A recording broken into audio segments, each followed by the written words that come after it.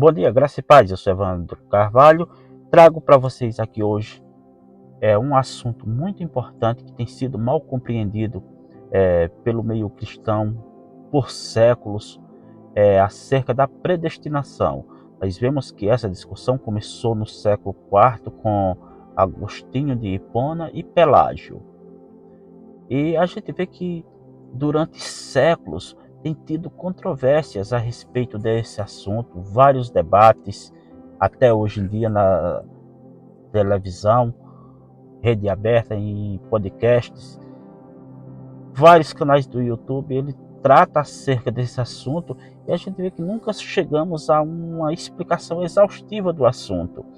E a gente vê que até nos pequenos redutos evangélicos tem essa discussão acerca desse assunto. Pequenas igrejas, pequenas congregações que você frequenta, você vê que, eu particularmente falo de mim, que sempre tem um grupinho ali que, uma hora ou outra, ele questiona acerca dessa predestinação. É um dos assuntos que são mais debatidos no meio evangélico hoje em dia. E eu creio que todos nós, cristãos, deveríamos saber, pelo menos, como funciona, termos a nossa própria visão acerca dessa predestinação, saber o que significa, como que ela acontece, e é muito importante. A gente fala o termo predestinação como se só tivesse a predestinação, mas não. Tem vários ramos de predestinação dentro do meio evangélico. Existe uma predestinação católica, uma luterana, existe predestinação metodista, calvinista, arminiana e por aí vai. São várias interpretações de o que é predestinação. Outros já negam, principalmente os arminianos, gostam muito de negar a questão da predestinação. Quando se vê um que admite a predestinação, eles falam, mas a predestinação é por causa da presciência de Deus e assim por diante. Vamos ver primeiramente os 3 tipos básicos de predestinação existente que digamos que seja a matriz de toda essa discussão. Essas várias linhas que eu citei, católica, luterana, metodista, calvinista e assim por diante, elas se ramificam desses 3 principais pontos.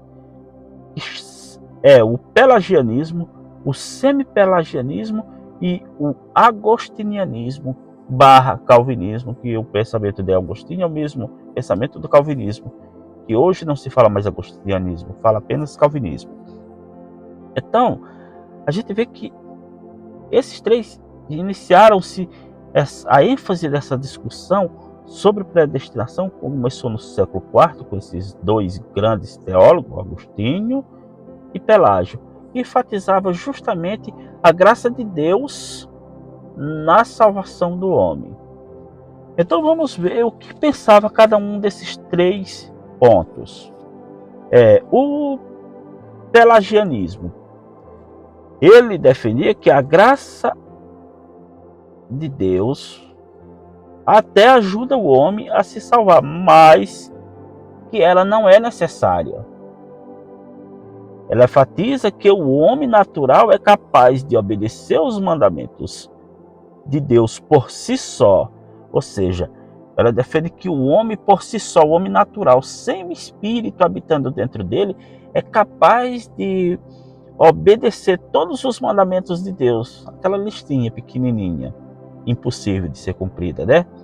E que o homem pode, sozinho, cumprir todas aquelas regras, ao ponto de conseguir ser totalmente regenerado sem qualquer ajuda da graça de Deus. Ou seja, você vê que Pelágio, ele exclui qualquer ajuda de Deus na santificação do homem, na salvação do homem. O homem salva-se sozinho. Está lá os 10 mandamentos que Deus deixou escrito por Moisés, e Pelágio defendia que o homem pode cumprir tudo aquilo aqui em vida e chegar ao ponto de ser salvo. Infelizmente, John Wesley, ele tinha esse pensamento de que o homem ia chegar numa plena santificação ao ponto de não ter mais pecado, ainda aqui nesse mundo. E nós sabemos que isso é impossível, biblicamente falando, e como experiência de vida. Nós sabemos que isso é impossível que aconteça ao homem. Então esse era o pensamento do pelagianismo. Não é o pensamento do pelagianismo. O semipelagianismo, hoje o qual engloba grande parte das Assembleias de Deus, se não todos, né? O arminianismo tem esse pensamento. Defende que o homem não pode ser salvo à parte da graça. É necessário a graça ela é necessária na salvação, mas o homem precisa cooperar com ela, obras. O homem precisa cooperar com ela. A graça é importante, mas em última análise, o homem decide ser salvo ou não. Ele aceita ser ou não salvo. Ele tem esse poder de decisão, não é de Deus. Deus não salva quem ele quer. Aqui no semipelagianismo, você é quem decide se quer ou não ser salvo. Você pode rejeitar a salvação ou não. Paulo que o diga, né, no caminho de Damasco. Mas vamos em frente. Então, nessa visão, o homem tem que cooperar com algo para adicionar graça. E então ser salvo, ou seja, graça mais obras. A própria palavra de Deus combate esse tipo de pensamento. Quando nós vemos lá em Efésios capítulo 2, verso... Deixa eu me procurar aqui. Efésios capítulo 2, verso 8 e 9. Porque pela graça sois salvos, mediante a fé. Isto não vem de vós, é dom de Deus. Não de obras, para que ninguém se glorie. Meus amigos, se a fé ela for pelas obras, não é Deus que nos salva. É o que Pelágio falou.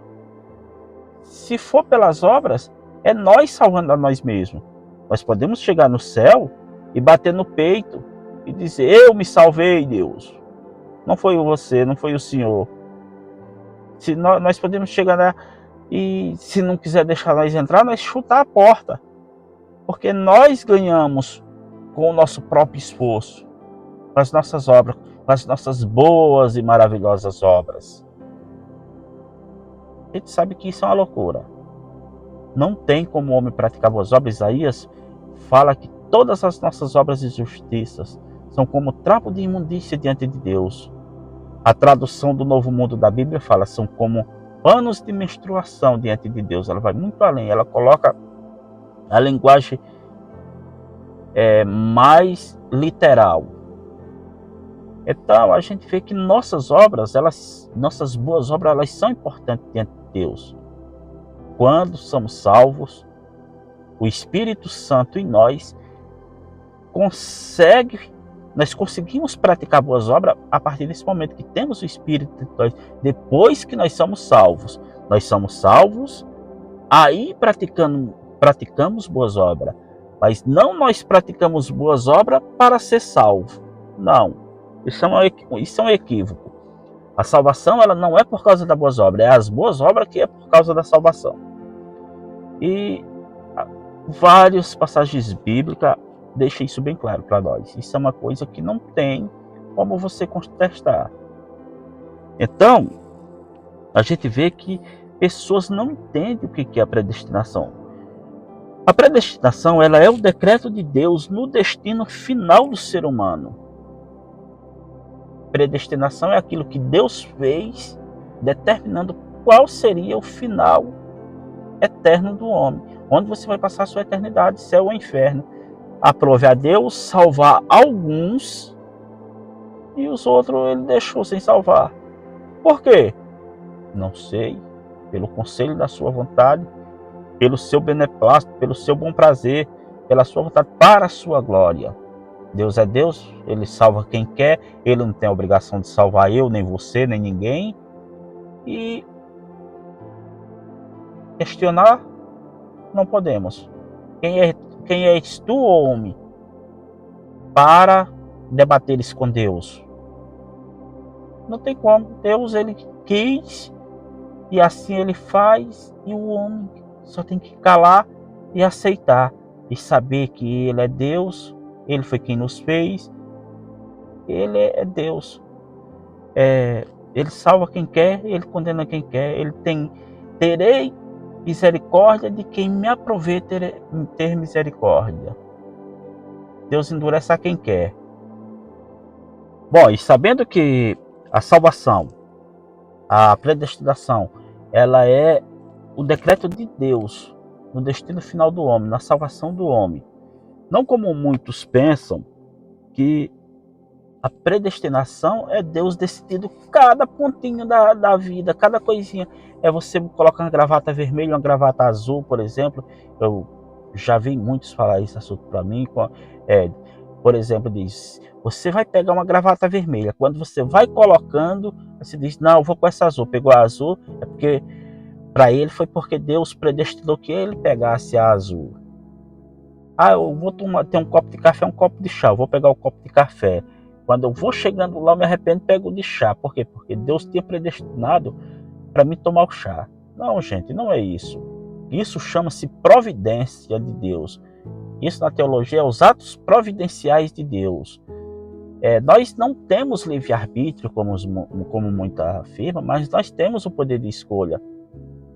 O problema de negar o livre-arbítrio é que o nosso arbítrio, nós temos arbítrio, só que ele não é livre. Ele vai estar sempre maculado pelo pecado que habita em nós. Nós sempre vamos procurar coisas que agradam o nosso eu, o nosso ego, a nossa carne. Nós nunca vamos escolher as coisas de Deus. Isso quando o homem é natural. Eu falo nós no sentido humano, nós homens. Aquele que não foi regenerado, aquele que não recebeu o Espírito Santo, a sua escolha ela sempre vai ser pecaminosa. Aquele que tem o Espírito Santo, ele tem a capacidade de escolher as coisas de Deus. Não estou dizendo que sempre isso vai acontecer. Não, logicamente que não, porque somos pecadores. Tem momentos que entristecemos o Espírito Santo e assim por diante. Então, essa questão de você escolher, colocar uma roupa, não, eu não vou com essa, eu vou com aquela outra. Hoje eu não quero comer feijão com arroz, vou comer só um arroz, comer um ovo frito. Isso são atos providenciais de Deus, é da providência de Deus. Coisas do nosso dia a dia. A predestinação bíblica, ela trata unicamente do destino final do homem, onde ele vai passar a sua eternidade. E só há dois caminhos, Mateus 7, céu, inferno. Não tem uma terceira opção. Então, muitos falam que a predestinação ela é a causa da presciência de Deus. Mas, na verdade, biblicamente, nós vemos que é o contrário. É que, por causa da predestinação, Deus tem presciência das coisas que irão acontecer. Por quê? Porque Ele determinou, Ele predestinou, Ele fez tudo isso.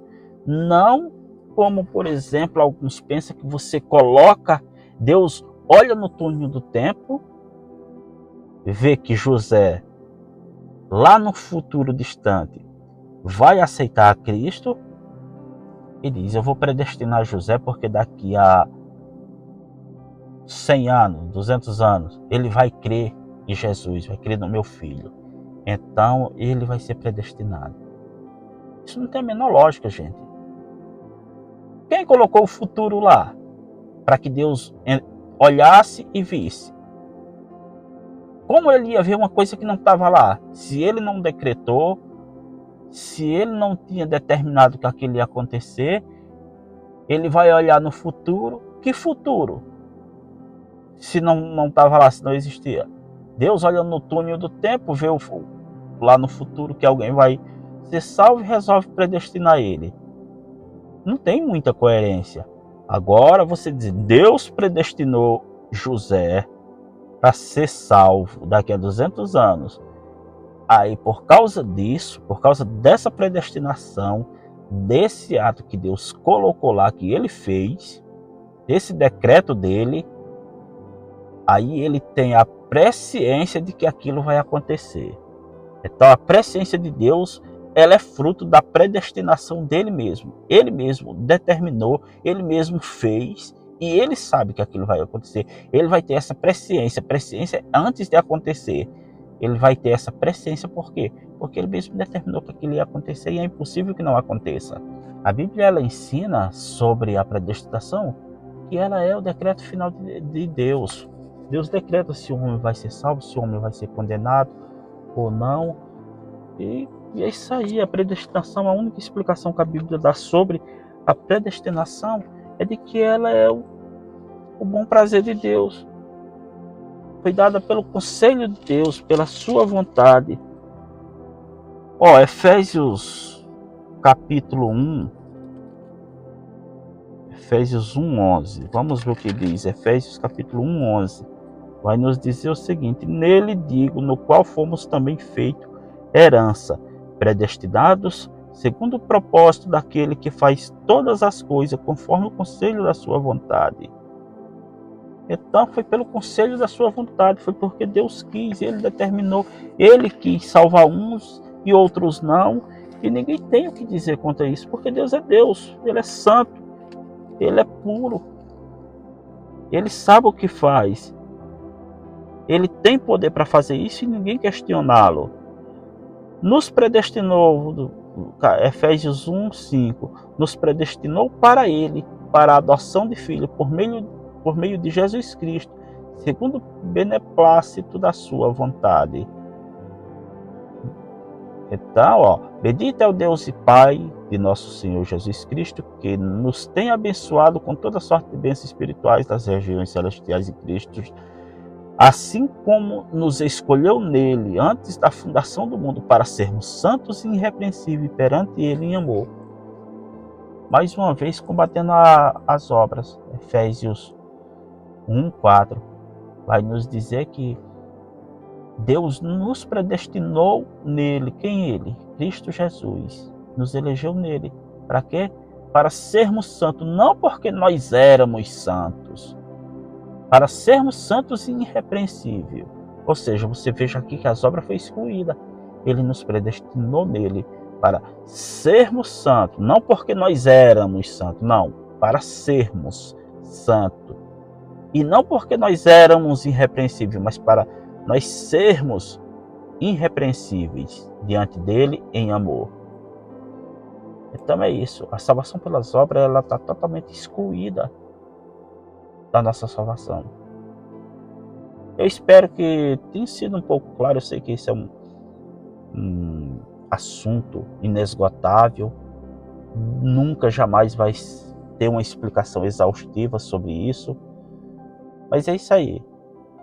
Nós temos que entender que a predestinação ela é o fim do homem, o fim eterno do homem, onde ele vai passar, céu ou inferno. Somente isso. Tem pessoas que acham que compreender ou não esse assunto vai trazer perdição ou salvação. Não, de maneira alguma. Isso é um assunto secundário, é um assunto que não vai interferir na sua salvação. Você não é salvo por compreender ou não o que é a predestinação. É bom que a gente tenha conhecimento, saiba o que é a predestinação. Para quê? Para servirmos melhor ao nosso Deus, para sermos mais gratos. Você sabendo que você foi salvo e que nunca vai ser perdido das mãos do Senhor, isso lhe traz gratidão. Muitas pessoas acham que essa doutrina ela é muito perigosa, porque diz que uma vez salvo, salvo para sempre, e você saber que você foi predestinado. Você vai pecar, você vai matar, fazer todo tipo de barbárie, porque sabe que não vai perder mesmo a sua salvação. Isso é ilusão, porque o que pensa dessa maneira, na verdade, ele nunca foi salvo, ele nunca recebeu a graça de Deus, ele nunca foi predestinado para a salvação. Porque aquele que realmente foi predestinado para a salvação, ele tem essa convicção no seu coração, dada pelo Espírito Santo do Senhor, e ele vai viver uma vida de santificação. Ele vai ser grato a Deus, ele vai olhar e dizer: obrigado, Deus, por me salvar. O que eu faço, Senhor, agora em gratidão a isso? E aí Deus empurra uma maneira grosseira de falar, para os 10 mandamentos. Ela amar a Deus sobre todas as coisas, honrar pai e mãe, etc. Então, É desse jeito. As obras, a lei, ela não salva, mas a lei ela santifica. A lei é a boa vontade de Deus para a vida do homem. Então é isso. Fique com Deus e até uma próxima.